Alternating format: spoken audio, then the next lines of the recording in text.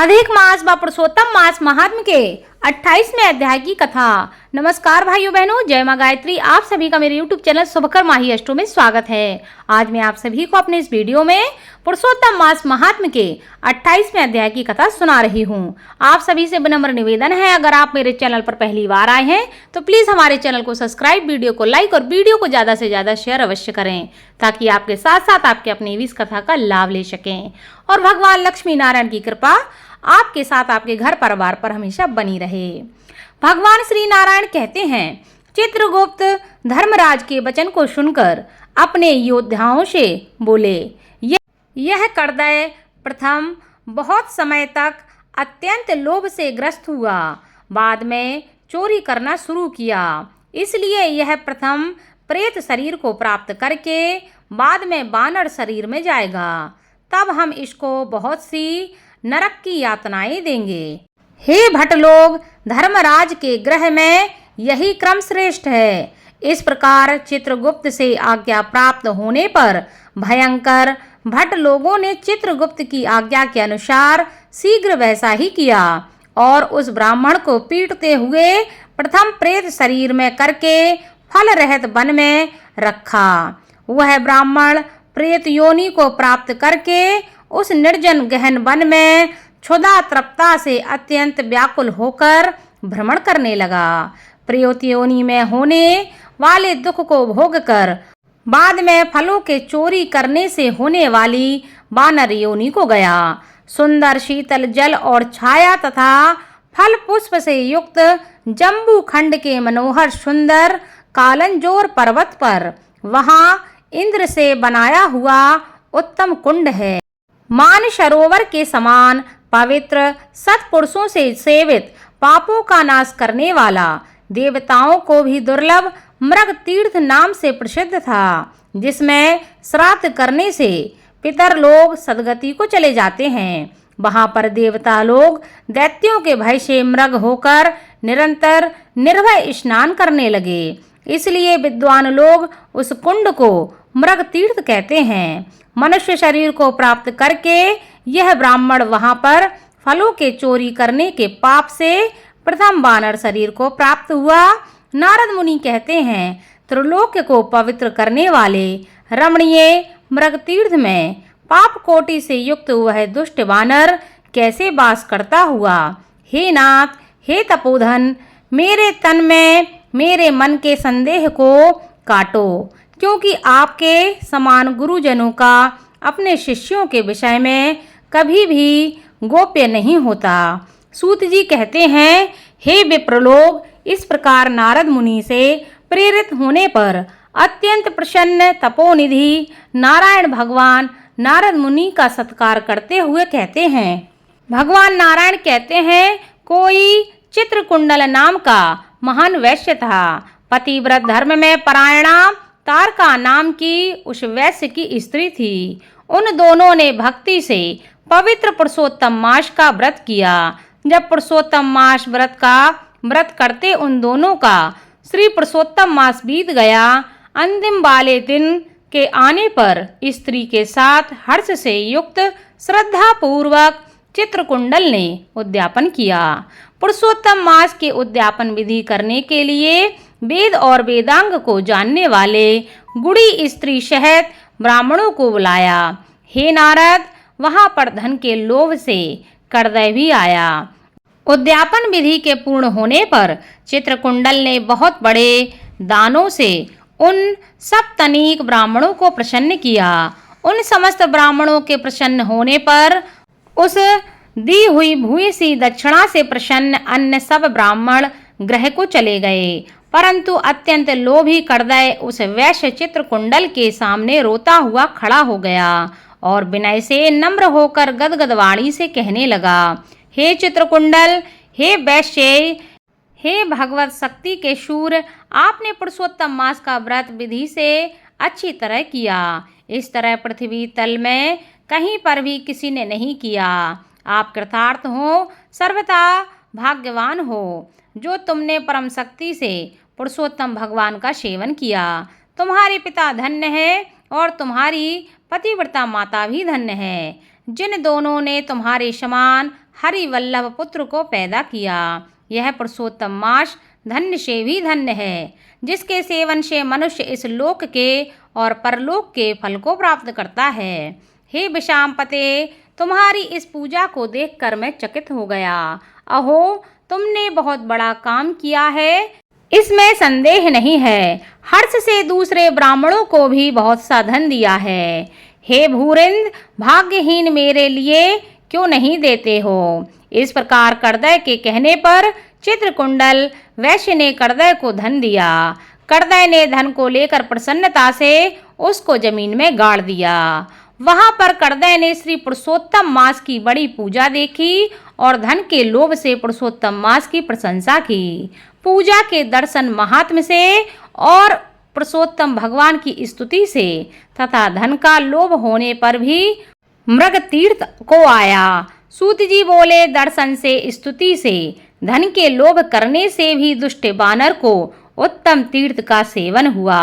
हे द्विजलोक, श्रद्धा से आदर पूर्वक पुरुषोत्तम देव के दर्शन और स्तुति में तत्पर सप्तनीक के पुण्य का क्या कहना है? नारद मुनि कहते हैं कि हे ब्राह्मण, सुंदर वृक्षों से शोभित, सुंदर शीतल जल वाले, मनोहर घनी छाया वाले वन में उसके रहने का कारण क्या है, सो आप हमें बताइए। श्री नारायण कहते हैं कि हे नारद, अनग तुम सुनो। सुनने की इच्छा करने वाले तुमको मैं कहूँगा। इसमें कुछ कारण है जिसके श्रवण से पापों का नाश हो जाता है। जब समस्त अर्थ और फलों के दाता दशरथ के पुत्र श्री रामचंद्र जी ने समुद्र में सेतु बांधकर दुष्ट रावण का नाश किया, उस रामचंद्र जी ने विभीषण को छोड़कर बाकी समस्त राक्षसों का वध किया, किसी को भी नहीं छोड़ा। अग्नि में परीक्षा करके सीता को ग्रहण किया। ब्रह्मा, शंकर, इंद्र आदि देवता रावण के वध से प्रसन्न होकर भगवान श्री राम से कहते हैं, तुम वर को मांगो। ऐसा कहने पर भक्तों को अभय करने वाले रामचंद्र कहते हैं, हे देवता लोग, यदि इस समय वरदान देना है तो सुनो। यहाँ पर राक्षसों से सूर बानर मारे गए हैं, उनको हमारी आज्ञा से अमृत वृष्टि कर शीघ्र जला दो। तथास्तु कहकर ब्रह्मा, शंकर, इंद्र आदि देवताओं ने अमृत की वृष्टि करके बानरों को जला दिया। तदंतर वे जयशाली समस्त बानर जीवित हो गए और चिरकाल तक शयन कर उठे हुए के समान देखने में आए। रामचंद्र चारों तरफ बैठे हुए समस्त बानरों के साथ पुष्पक विमान पर सवार होकर प्रसन्न मुख कमल वाले सप्तनीक रामचंद्र से कहते हैं, भगवान रामचंद्र कहते हैं कि हे सुग्रीव, हे हनुमान, हे तारात्मज, हे जामवंत, बानरों के साथ आप लोगों ने मित्र का समस्त कार्य किया। आप लोग उन बानरों को आज्ञा दो जिसने यहाँ से आप लोगों की आज्ञा पाकर बानर अपनी अपनी इच्छा के अनुसार जंगलों में जाएं। हमारे ये दीर्घजीवी बानर जहाँ जहाँ वास करें वहाँ के वृक्ष पुष्प फलों से युक्त हो जाएं, नदी मीठे जल वाली हो जाए, शीतल जल वाले सुंदर तालाब हों, इनको कोई भी मना ना कर सके। हमारी आशा से समस्त बानर जाएं। इसलिए रामचंद्र के प्रभाव से जहाँ बानर जाति के लोग वास करते हैं वहाँ वन में मीठे जल वाली नदी और सुंदर तालाब होते हैं। पुष्प पत्र से युक्त सुंदर फल वाले बहुत से वृक्ष होते हैं, परंतु अदृष्ट से होने वाले पूर्व जन्म के सुख दुख जहाँ जहाँ प्राणी निवास करता है वहाँ वहाँ अवश्य जाते हैं, क्योंकि बिना भोगे कर्म का नाश नहीं होता, ऐसा वेदों की आज्ञा है। श्री नारायण कहते हैं, फिर वहाँ पर यह लालची बानर पर्वत के समान बढ़ता हुआ भूख प्यास से युक्त पीड़ित वन में विचरण करने लगा। उसके मुख में पित्त के प्रकोप से पीड़ा उत्पन्न हुई, जो उसका जन्म का रोग था। जिस पीड़ा से मुख के घावों से दिन रात रुधिर बहा करता था, अत्यंत पीड़ा के कारण कुछ भी भोजन नहीं कर सकता था, और वह बानर चंचलतावश वृक्षों में उत्तम फलों को तोड़कर मुख के पास ले जाकर बहुत से फलों को जमीन में गिरा दिया करता था। वहाँ बानर पीड़ा के कारण कहीं भी एक स्थान पर बैठने में असमर्थ था। एक वृक्ष से दूसरे वृक्ष पर जाता हुआ मृत्यु को सुख देने वाला मानने लगा। किसी समय पृथ्वी पर गिर पड़ा और अत्यंत दुखित हो विलाप करने लगा। शरीर के टूट जाने से जलहीन मछली के समान तड़फड़ाता हुआ रोदन करने लगा। शिथिल शरीर वाला, गलिल मुख वाला वह बानर भूख प्यास से पीड़ित हो गया। उसके समस्त दांत मुख रोग से पीड़ित होकर गिर गए। पूर्व जन्म के कृत पाप से इस तरह दुख को प्राप्त उसने किया। इस प्रकार नित्य प्रति निराहार रहते हुए वानर को देव योग से श्री पुरुषोत्तम मास आया। उस पुरुषोत्तम मास में भी उसी प्रकार शीतपात आदि से पीड़ित रहा। किसी समय बहुल पक्ष में गहन वन में विचरण करता हुआ प्यासा वानर कुंड के पास पहुंचने पर भी जलपान करने को समर्थ नहीं हुआ। भूख से युक्त भी चपलता से वह वृक्षों पर ऊपर चढ़ गया। एक वृक्ष से दूसरे वृक्ष पर जाते हुए उसके बीच में एक कुंड आ पड़ा। बहुत दिनों से निराहार, शिथिल इंद्रिय और जर्जर शरीर वाला, निर्बल शिथिल प्राण वाला कुंड के तट भाग में आया। इस प्रकार 10वीं तिथि से 4 दिन तक वानर को श्री पुरुषोत्तम मास में उस कुंड में लोटपोट करते बीत गए।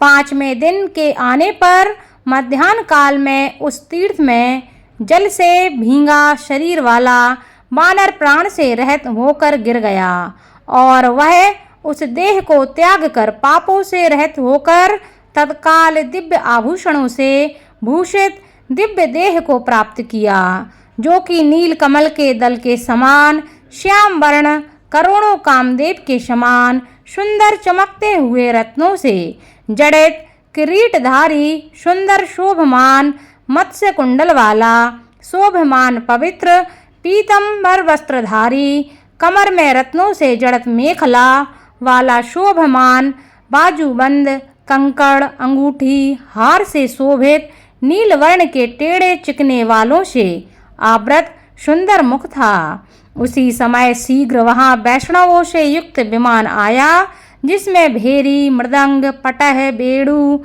बीड़ा का महान शब्द हो रहा है और देवांगनाओं का नाच हो रहा है। गंधर्व किन्नर के सुंदर गान हो रहे हैं। ऐसे उस विमान को महाभाग दिव्य देहधारी वानर देखकर अत्यंत विस्मय होकर कहने लगा कि पातकी, मेरे को यह सुख कैसे हुआ? यह विमान सुख बड़े पुण्यात्मा को भी नहीं होता, यह मुझे कैसे हुआ? इसके बाद कोई देवांगना उसके ऊपर चंद्रमा के समान सोयकत छत्र को धारण करती हुई, कोई 2 अप्सराएं हर्ष से उसको दोनों तरफ चामर को डुला रही हैं, कोई पान हाथ में लिए हुए खड़ी हैं और उसके सामने अप्सराएं नाच रही हैं, कोई गंगा जल से भरी हुई झारी को लिए खड़ी हुई हैं, कोई उसके सामने खड़ी गाना बजाने में तत्पर हैं। इस प्रकार उस वैभव को देखकर चित्र में बने हुए मैं समान निश्चल हो गया। यह क्या है? मुझ दुष्ट पातकी को किस पुण्य से यह सब प्राप्त हुआ? मैंने कुछ भी पुण्य नहीं किया है जिसमें मैं हरि भगवान के परम पद को जाऊं। श्री भगवान नारायण कहते हैं, इस प्रकार तर्क करते हुए करदय ने सुख का बहुत बड़ा खजाना दिव्य विमान को सामने देखकर आश्चर्य किया। बाद में हरि भटोस ने उस करदय को हार्दिक अभिप्राय जानकर उसके सामने विनय पूर्वक हाथ जोड़कर उसके चरणों में नमस्कार करके वानर शरीर को त्यागे हुए उस करदय को सुंदर वचन से कहा। इति श्री ब्रह्म नारदीय पुराणे श्री पुरुषोत्तम मास महात्म्ये 28वां अध्याय संपूर्णम्।